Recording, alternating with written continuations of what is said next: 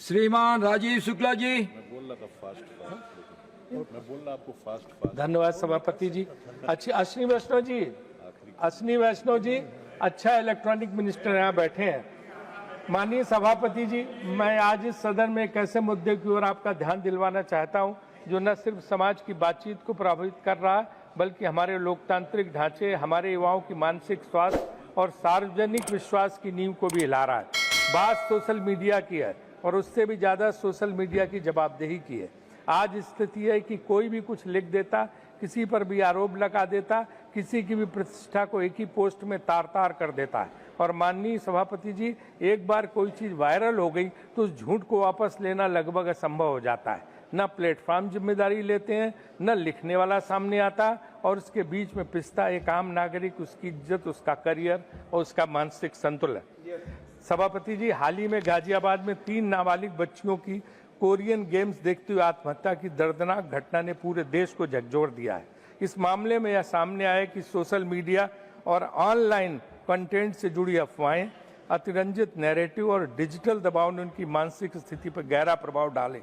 सवाल यह नहीं कि दोष किसका था, बल्कि सवाल यह है कि जब एक नाबालिग लगातार डिजिटल भ्रम, अवास्तविक अपेक्षाओं और ऑनलाइन दबाव के बीच टूट रहा होता है, तब उसे बचाने की जिम्मेदारी किसकी है?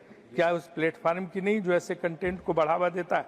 सोचिए कैसी विडंबना है कि हम एक ऐसे युग में रह रहे हैं जहां हथियारों पर तो कानून है, जहर पर कानून है, सड़क पर गाड़ी चलाने पर कानून है, लेकिन सोशल मीडिया पर झूठ फैलाने की कोई ठोस जवाबदेही तय ही नहीं की गई है।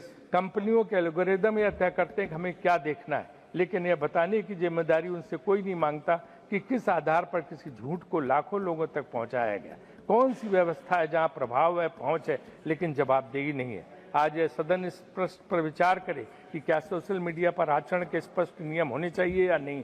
क्या यह स्वीकार्य है कि करोड़ों भारतीयों तक पहुंचने वाले प्लेटफॉर्म कम्युनिटी गाइडलाइंस के नाम पर सब कुछ अपने हिसाब से चलाएं और देश की संसद तमाशा देखती रहे? क्या यह उचित है किसी व्यक्ति की छवि नष्ट की जाए, किसी महिला को लगातार ऑनलाइन उत्पीड़न सहना पड़े, किसी किशोर की मानसिक सेहत बिगाड़ी जाए और फिर भी जिम्मेदारी कोई ना हो? मैं विनम्र आग्रह करता हूं, मंत्री जी यहाँ बैठे भी हुए हैं, कि सरकार इस विषय पर स्पष्ट ध्यान नहीं दे रहे। मंत्री जी सुनिए, बस अश्विनी जी, मैं विनम्र आग्रह करता हूं सरकार इस विषय पर स्पष्ट नीति लेकर आए। ऐसी नीति जिसमें अभिव्यक्ति की स्वतंत्रता भी सुरक्षित रहे और गलत सूचना फैलाने वालों की जवाबदेही भी तय हो। ऐसी नीति जिसमें कंपनियों की पारदर्शिता, कंटेंट मॉडरेशन की समीक्षा, ग्रीवांस रिड्रेसल की मजबूती और भारतीय उपभोक्ताओं की डिजिटल सुरक्षा पर ठोस कदम उठाए जाएं। सभापति जी, सोशल मीडिया केवल मनोरंजन का मंच नहीं है, यह जनमत निर्माण का सबसे प्रभावशाली माध्यम बन चुका है।